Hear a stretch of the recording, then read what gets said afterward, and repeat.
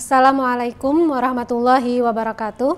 Alhamdulillahirrabbilalamin. Hamdan yuafi ni'amahu wa yukafi mazida. Ya Rabbana lakal hamdu kama yanbaghi li jalali wajhikal karim wa adimi sultanik. Rabbi shrah li sadri wa yassir li amri wa hlul 'uqdatam min lisani yafqahu qawli. Allahumma salli ala sayyidina Muhammad wa ala alihi wa sahbihi ajma'in. Amma ba'du. Muslimah, pemirsa TPRI Kalimantan Selatan yang dirahmati Allah Subhanahu wa Ta'ala, kita bertemu lagi dengan kajian Fikih Mar'ah yang pada kesempatan ini kita akan membahas tentang masalah haji dan umroh dan hukum-hukum yang berkaitan dengan wanita dalam pelaksanaan haji dan umroh. Yang pertama adalah kita bahas tentang makna haji dan makna umroh. Makna haji adalah menurut bahasa artinya al-qasdu atau menyengaja. Adapun menurut syara, haji bermakna qasdul ka'bata li'ada'i af'ali makhsusatin au ziyaratin makanin makhsusin bi zamanin makhsusin bi fi'lin makhsusin. Yaitu kita datang ke Ka'bah untuk mengerjakan beberapa perbuatan khusus atau menziarahi tempat-tempat khusus pada masa yang khusus dengan perbuatan-perbuatan yang khusus. Nah, haji merupakan rukun Islam yang kelima dan hukumnya wajib dilaksanakan bagi seluruh umat Islam yang memenuhi syarat wajib haji untuk melaksanakannya. Kewajiban haji ini berdasarkan firman Allah Subhanahu wa Ta'ala dalam surah Ali Imran ayat 98 yang artinya, dan bagi Allah Subhanahu wa Ta'ala wajib bagi manusia untuk melaksanakan haji ke Baitullah. Adapun bagi mereka yang mengingkari atau menghindari kewajiban haji padahal telah mampu dan memenuhi syarat, maka ia termasuk orang yang berdosa. Adapun hukum ibadah umroh ini masih menjadi perdebatan para ulama. Di antara mereka ada yang mengatakan bahwasanya umroh itu juga hukumnya wajib karena Allah Subhanahu wa Ta'ala berfirman dalam surah Al-Baqarah ayat 196 yang artinya, dan sempurnakanlah ibadah haji dan umroh untuk Allah. Adapun beberapa keutamaan dari ibadah haji, yang pertama disebutkan dalam hadis seperti berikut ini, yaitu haji itu merupakan adalah amalan yang paling afdal. Su'ilan Nabi sallallahu alaihi wasallam ayyul a'mali afdal. Nabi ditanya, perbuatan apakah yang paling baik? Qala, Nabi menjawab, imanun billahi wa rasulihi. Beriman kepada Allah dan Rasulnya. Qila tsumma madza? Kemudian ditanya, kemudian apa lagi wahai Rasulullah? Qala, Nabi menjawab, jihadun fi sabilillah, berjihad di jalan Allah. Kemudian qila tsumma madza? Kemudian ditanya lagi, apa lagi wahai Rasulullah? Qala, Nabi menjawab, hajjun mabrurun, haji yang mabrur. Kemudian apabila ibadah haji tidak dicampur dengan dosa, baik itu berupa syirik dan maksiat, maka balasannya adalah surga. Seperti hadis Rasulullah sallallahu alaihi wasallam, al-hajjul mabruru laisa lahu jazaa'un illal jannah. Dan haji yang mabrur tidak ada balasan yang pantas baginya selain mendapatkan surga. Karena surga itu ketika berhaji kita diampuni dosa oleh Allah Subhanahu wa Ta'ala, dan orang yang tidak berdosa maka berhak untuk mendapatkan surga. Kemudian haji juga termasuk salah satu jihad fi sabilillah. Seperti halnya dari Aisyah radhiyallahu anha, dia berkata, ya Rasulullah, naral jihada afdalul amali. Kami melihat bahwasanya jihad itu adalah perbuatan yang paling afdal. Apala nujahidu? Apakah kami harus berjihad? Nabi menjawab, qala la, tidak. Lakin afdalul jihadi hajjun mabrurun. Karena kata Nabi, jihad yang paling utama itu adalah haji yang mabrur. Kemudian ibadah haji itu juga dapat menghapus dosa dan kesalahan. Seperti halnya Rasulullah Shallallahu Alaihi Wasallam bersabda, "Man hajja lillahi fala yarfas walam yapsuk raja'a ka yaumi waladathi ummu." Siapa yang berhaji ke Ka'bah kemudian tidak berkata-kata yang seronok dan tidak berbuat kefasikan, maka dia pulang ke negerinya sebagaimana ketika dilahirkan oleh ibunya. Kemudian yang kelima, haji akan menghilangkan kefakiran dan dosa. Sebagaimana diriwayatkan dari Abdullah bin Mas'ud radhiyallahu anhu, Rasulullah sallallahu alaihi wasallam bersabda, "Tabi'u bainal haji wal umrah, fa innahuma yanfiyanil faqra wad dunub, kama yanfil kiru khabasal hadid wad dhahabi wal fiddati, wa laysa lil hajjatil mabrurati sawabun illal jannah." Ikutkanlah umroh kepada haji, karena keduanya menghilangkan kemiskinan dan dosa-dosa, sebagaimana pembakaran menghilangkan karat pada besi, emas, dan perak. Sementara tidak ada pahala bagi haji yang mabrur kecuali surga. Kemudian orang yang berhaji dan berumrah adalah tamu Allah Subhanahu wa ta'ala. Seperti yang diriwayatkan oleh Ibnu Umar, al-ghazi fi sabilillah wal haju wal mu'tamiru wabdullahi da'ahum fa'ajabuhu wa sa'aluhu fa'at'uhum. Orang yang berperang di jalan Allah, orang-orang yang berhaji dan orang-orang yang berumrah adalah tamu-tamu Allah. Allah memanggil mereka, mereka pun memenuhi panggilan. Oleh karena itu, jika mereka meminta kepada Allah, pasti akan Allah berikan. Kemudian, adapun hukum umroh atau berziarah ke makam Rasulullah Sallallahu Alaihi Wasallam, umroh menurut bahasa artinya adalah az-ziarah atau berkunjung. Kemudian menurut syar'i, qasdul ka'bati lin nusuki wa huwa tawafu was-sa'i. Mengunjungi Ka'bah atau Baitullah untuk beribadah dengan mengerjakan tawaf, sa'i, dan menggunting rambut. Nah, jadi umroh itu lebih ringkas daripada haji, hanya mengerjakan tawaf, sa'i, dan menggunting rambut. Hukum umroh, sebagian ulama mengatakan bahwasanya hukum umroh itu adalah wajib, seperti halnya hukum haji, tapi wajibnya hanya sekali seumur hidup. Kemudian keutamaan umroh salah satunya adalah juga menghapus dosa. Suatu umroh kepada dosa yang lain adalah kafarah atau menghapuskan dosa di antara keduanya. Dan haji yang mabrur atau haji yang diterima itu tidak ada balasan lain selain surga. Ini sebagaimana hadis yang diriwayatkan oleh Imam Bukhari. Adapun keutamaan umroh yang lain adalah menghilangkan kemiskinan dan dosa-dosa, sebagaimana pembakaran menghilangkan karat pada besi, emas, dan perak.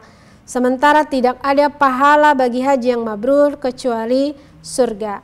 Kemudian keutamaan umroh memperoleh pahala sholat sehingga 1000 sampai 100.000 kali lipat.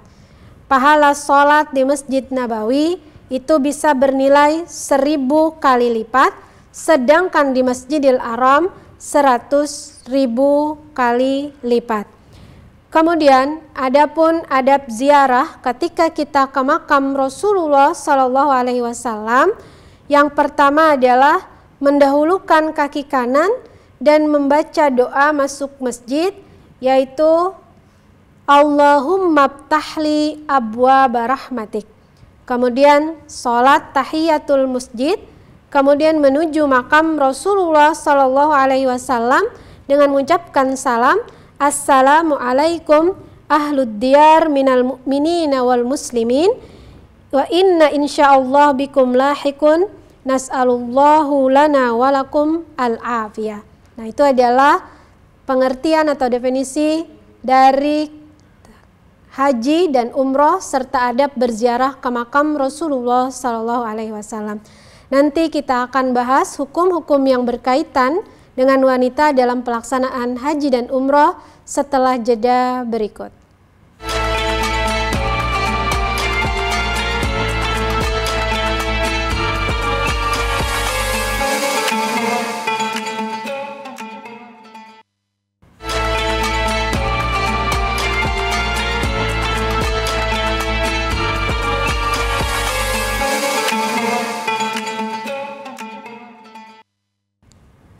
Muslimah, pemirsa TVRI Kalimantan Selatan, kemudian kita akan membahas tentang hukum-hukum yang berkaitan dengan wanita dalam pelaksanaan haji atau umroh.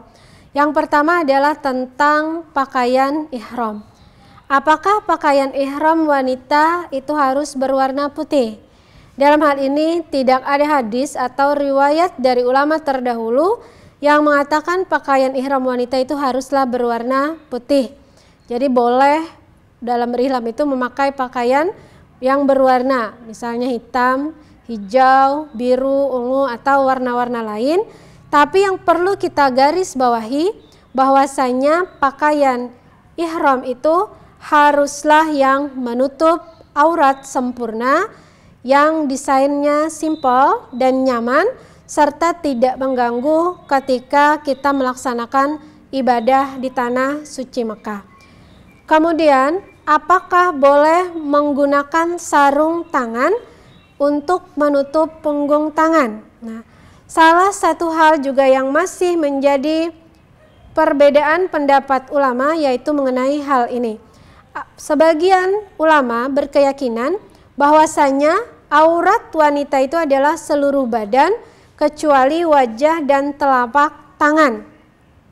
Tentu mereka ini akan mengatakan bahwasanya menutup punggung tangan itu juga termasuk aurat, karena tangan dimaksudkan tangan itu adalah bagian telapak dan bagian belakang. Ketika mereka mengatakan ini adalah aurat, maka mereka wajib mengatakan untuk memakai sarung tangan. Kemudian sebagian yang lain mengatakan bahwasanya seluruh tubuh wanita itu adalah aurat, tapi hanya mengatakan telapak tangan, tidak termasuk punggung tangan. Nah, apabila mereka yang pendapat kedua ini, maka mereka berpendapat bahwasanya tidak wajib untuk menutup punggung tangan ketika dan umroh. Nah, pendapat yang benar di antara pendapat kedua ini kita tidak bisa mengatakan mana yang benar, tetapi pendapat yang lebih kuat itu adalah pendapat yang mengatakan bahwasanya punggung tangan itu termasuk dari aurat. Maka kita diperbolehkan untuk menggunakan sarung tangan ketika melaksanakan ibadah haji dan umroh. Kemudian yang berikutnya, bolehkah memakai kaos kaki untuk menutupi kaki? Meskipun para jamaah telah memakai pakaian yang panjang atau gamis yang panjang yang menjulur hingga ke bawah, tetapi tidak bisa menutupi kaki, maka kewajiban memakai kaos kaki untuk menutup aurat secara sempurna itu adalah mutlak, karena hal tersebut dipergunakan untuk kesempurnaan kita menutup aurat ketika melaksanakan ibadah haji atau umroh. Nah, jadi kaos kakinya dipilih yang benar-benar menutupi warna kulit. Jadi kita harus memakai kaos kaki yang tebal. Kemudian, bolehkah bagi seorang wanita ketika sedang berihram itu memakai cadar atau sekarang kita memakai masker? Bagi seorang wanita yang sedang melaksanakan ibadah umroh atau haji, ketika berihram itu tidak diperbolehkan untuk memakai cadar, baik ihram haji atau umroh sampai mereka menyelesaikan umrohnya. Namun ada pengecualian untuk perempuan ketika memakai cadar ini adalah ketika mereka misalnya dalam keadaan darurat seperti sakit. Nah, jadi kalau tidak ditutup misalnya akan terjadi alergi parah pada kulit mukanya, maka diperbolehkan untuk memakai cadar atau penutup muka, namun diwajibkan membayar fidyah. Kemudian, apakah boleh seorang wanita mengeraskan suara ketika membaca talbiyah? Kalimat labbaik Allahumma labbaik. Apakah seorang wanita juga dikeraskan, disunatkan untuk membaca talbiyah? Menurut pendapat madhab Hanafi, Syafi'i, Maliki, Ibnu Hazm, dan Ahmad, orang yang berhaji disunatkan untuk mengeraskan suara ketika membaca talbiyah dengan syarat tidak mengganggu orang lain. Nah, karena hal inilah maka Ibnu Hazm mengatakan bahwasanya seorang perempuan boleh mengeraskan suara ketika membaca talbiyah karena istri-istri Rasulullah SAW termasuk Sayyidah Aisyah itu juga mengeraskan suara mereka ketika membaca talbiyah. Sementara ulama yang melarang wanita untuk mengeraskan suara itu adalah ulama-ulama yang mengatakan bahwasanya suara wanita itu adalah termasuk aurat. Nah, adapun yang berikutnya adalah hukum berteduh. Berteduh ketika panas.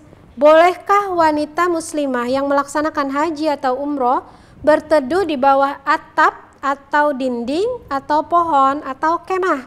Hal ini diperbolehkan menurut kesepakatan ulama. Boleh juga memakai payung. Kemudian yang berikutnya adalah bolehkah memakai wangi-wangian ketika mereka melaksanakan ibadah haji atau umroh? Ulama sepakat bahwasanya ketika seorang muslimah melaksanakan ihram haji dan umroh, maka mereka tidak boleh memakai wangi-wangian atau menyentuh wangi-wangian. Hal ini berdasarkan ketika ada seorang yang sedang berihram dan kendaraan mereka melindas binatang tunggangannya dan meninggal, Nabi mengatakan, janganlah kalian menyentuhnya dengan wangi-wangian. Kemudian berjalan romal atau berlari-lari kecil. Imam Ibnu Munzir mengatakan, para ulama sepakat bahwa wanita muslimah tidak diperintahkan untuk berjalan ramal atau berlari-lari kecil di sekitar Ka'bah ketika tawaf atau juga ketika sa'i di antara Safa dan Marwah. Jadi kita cukup berjalan biasa. Kemudian hukum menggunting rambut bagi wanita. Seorang wanita apabila telah selesai melaksanakan ibadah haji atau umroh itu diwajibkan hanya menggunting sebagian rambut. Jadi tidak disunatkan, tidak diwajibkan untuk bercukur seluruh rambut. Muslimah, nanti kita akan membahas tentang kewajiban haji khusus untuk wanita setelah jeda berikut.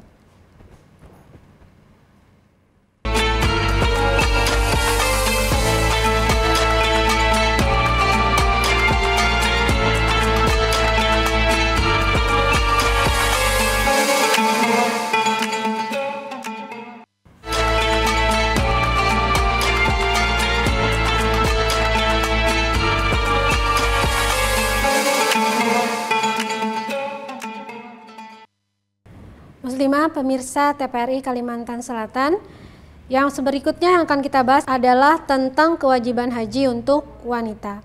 Ibadah haji sebagaimana yang kita bahas tadi adalah wajib hanya satu kali seumur hidup, tidak setiap tahun. Bagi orang yang sudah melaksanakan haji sekali, maka haji yang berikutnya itu hukumnya hanya sunnah. Hal ini berdasarkan hadis dari Rasulullah Sallallahu Alaihi Wasallam. Khotabana Rasulullah Sallallahu Alaihi Wasallam, faqala innallaha kataba alaikumul hajja. Rasulullah Sallallahu Alaihi Wasallam pernah berkhutbah di hadapan kami dan beliau berkata, Allah telah mewajibkan haji kepada kalian. Faqama al-Aqra ibnu Habis faqala api kulli amin ya Rasulullah. Lantas Al-Aqra bin Habis ia berkata, apakah haji itu wajib setiap tahun wahai Rasulullah?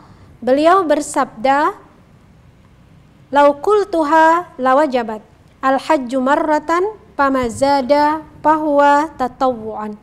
Nabi menjawab, seandainya iya, maka ia akan kukatakan wajib setiap tahun. Namun haji cuma wajib sekali.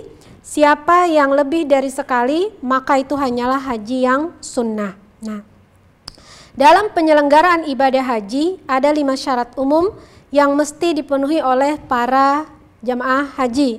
Yang pertama adalah beragama Islam, yang kedua berakal, yang ketiga balik, keempat merdeka, dan yang kelima mampu.